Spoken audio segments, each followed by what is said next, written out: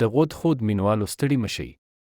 په نننۍ ویډیو کې به تاسو واورئ چې فرعونیانو ولې موټک ته احترام درلود او فرعونیانو ولې د نیل په سیند کې موټک وهل ضروري ګڼل. همدارنګه د موټک په اړه د اسلامي عالمانو نظرونه اورئ او په دې به پوه شئ چې یوې ښځې باندې موټک وهل زناکې حسابېږي که نه.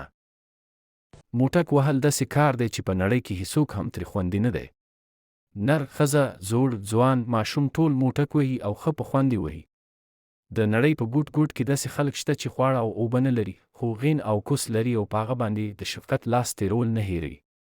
ما یادونه وکړه چې موټک ټول خلک وهي. که له 100 کسانو پوښتنه وکړئ چې یا موټک وهي که نه، په دې 100 کسانو کې 95 کسان وایي چې هو موټک وهي او پاتې 5 کسان دروغ وایي. مصریان په دې باور وو چې موټک وهل مقدس کار دی. دا ځکه چې دوی په دې عقیده لرله چې د دوی خدای یعنی اتون موټک وه او هغه اوبه چې د اتون له غین نه راوتلې. په کائناتو لکه ځمکې، ستورو، سپوږمۍ، غرونو او سیندونو بدلې شوې. همدارنګه په لرغوني مصر کې د فرعونیانو په زمانه کې دا دود و چې فرعونیانو به هر کال د اوبو د کمیدلو په موسم کې د نیل په سیند کې موټک وهه ترڅو د نیل سیند دریابي شي او اوبه یې زیاتې شي. د موټک په اړه د اسلامي عالمانو نظر په پراخه پیمانه تغییر کوي. نه معاصر او نه پخواني علما د موټک په مطلق حراموالي باندې ټینګار کوي. د دې دپاره چې څوک په زنا کې ونه لویږي نو د لاس په واسطه له ځان څخه خوند اخیستل یا موټک وهلو ته اجازه ورکړل شوې ده. دا خبرې چې په احادیثو کې په موټاک وهونکي باندې لعنت ویل شوی او دوزخ ته لومړني داخلېدونکي به موټاکیان وي کوم اساس نه لري، ځکه چې داسې کوم حدیث نشته. همدا ډول که څوک په خپلې ښځې باندې یا خپلې ښځې سره د جنسي اړیکو په ترڅ کې په خپل لاس یا د خپلې میرمنې په لاس موټاک او وهي، اسلام کې پرې کوم ممانعت نشته.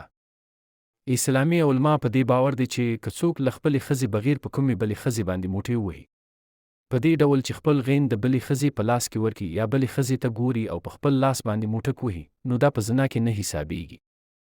په اسلامي شریعت کې زنا هغه حالت ته ویل کېږي چې کله نارینه خپل غین د یوې ښځې په کوس کې داسې ورداخل کړي چې د غین سر د ښځې په کوس کې پټ شي او داسې وضعیت اختیار کړي لکه د رانجو سلای چې په سترګه کې وهل کېږي. له لیواطت نه د بچ کېدلو یا هم د اوږد وخت لپاره له خپلې میرمنې نه د بیلتون په وخت لکه بندیخانه سفر پر مهال هم موټي وهلو ته اجازه ورکړل شوې. همداراز هغو میرمنو ته هم چې میړونه یې ورڅخه د زیات وخت لپاره لرې وي، اسلام د دې اجازه ورکړي چې له حیواني محصولاتو لکه هډوکي یا پوستکي څخه د مصنوعي غین په حیث استفاده وکړي او موټک پرې ووهي.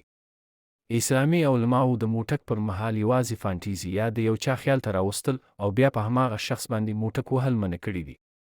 د دې دلیل دا دی چې که یو څوک په خیال کې وغول شي، بیا د دې امکان شته چې په رښتیا او حقیقت کې هم له هماغه کس سره درنه زنا یا لیواطت وشي. د موټک وهلو عادت له ماشومتوبه شروع کیږي او بیا تر زړبوډۍ پورې دوام کوي. موټی وهل په څو میاشتني ماشوم کې هم لیدل شوي. د ماشومانو د غین لا کېدنه تاسو ټولو لیدلې او کله چې ماشومان په توشاکه پړماخي سملي ځانونه ورپورې سولوي یا هم په لرګیو او بالښتونو باندې خپل جنسي غړي سولوي او خوند ترې اخلي. کله کله داسې پیښیږي چې موټی وهي او له غین نه دې اوبه نه راوځي. د دې لامل څه دی؟ لامل یې دا دی چې بچي دې درته غوسه دي وایي چې کوس کې مې توی نه کړې، د تشناب ننونو ته موږ نه دروځو.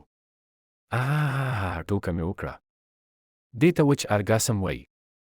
علتونه یې عبارت دي له اوبه دې ختمې کړي، ځینې ګولۍ دې خوړلي، د پروستات مشکل لري او یا هم د غین سوري کې دې مشکلات دي. دا موضوع تفصیلی ذکر کولو ته اړتیا لري. د اوس لپاره همدومره کافي ده. د نورو همداسې ویډیوګانو لپاره د غود خود چینل سبسکرایب کړئ او د ګړنګي نشان کېکاږئ.